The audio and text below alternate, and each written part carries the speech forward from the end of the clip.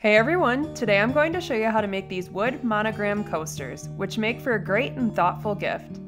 For the materials you'll need wood coasters, a wood burning tool, letter hot stamps, a type of clear coat, stain, and a brush. First, heat up the wood burning tool with your letter of choice and burn the letter where you'd like it on the coaster. I chose the bottom right hand corner.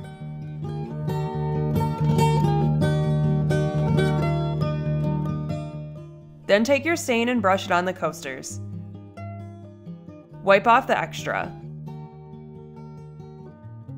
Continue that with the rest of them. Let them dry. Then seal it with your clear coat of choice.